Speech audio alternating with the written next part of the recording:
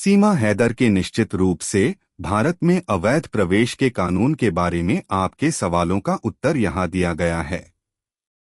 इसको पूरा देखें तभी आप समझ पाएंगे कि सीमा हैदर का फाइनल क्या होगा। भारत में अवैध प्रवेश को नियंत्रित करने वाले कानून विदेशी अधिनियम 1946 और पासपोर्ट भारत में प्रवेश अधिनियम 1920 हैं।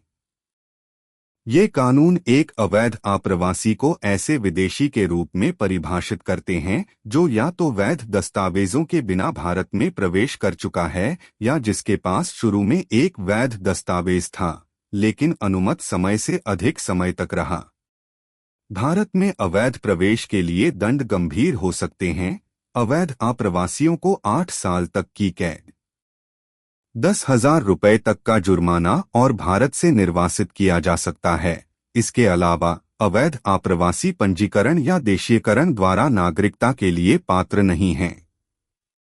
अवैध अप्रवासी की परिभाषा में कुछ अपवाद हैं। उदाहरण के लिए विदेशी अधिनियम कुछ समूहों के लोगों को इसके प्रावधानों से छूट देता है, जैसे शरणार्थी, वे लोग जिन्हें भारत में शरण दी गई है, और वे लोग जिन्हें भारत सरकार द्वारा वीजा दिया गया है।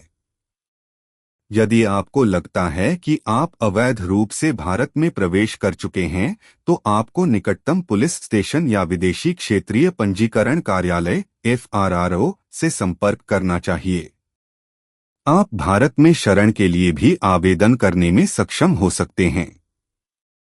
यहाँ विदेशी अधिनियम 1946 और पासपोर्ट भारत में प्रवेश अधिनियम 1920 के कुछ प्रमुख प्रावधान दिए गए हैं।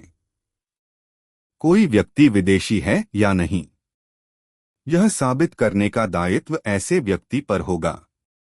जो कोई भी यह मानता है कि किसी विदेशी ने भारत में प्रवेश किया है या उस संपत्ति के मालिकों और प्रबंधकों को जहां ऐसा विदेशी भारत में अवैध रूप से रहता है, उन्हें अपनी उपस्थिति ज्ञात होने के 24 घंटे के भीतर निकटतम पुलिस स्टेशन को सूचित करना होगा।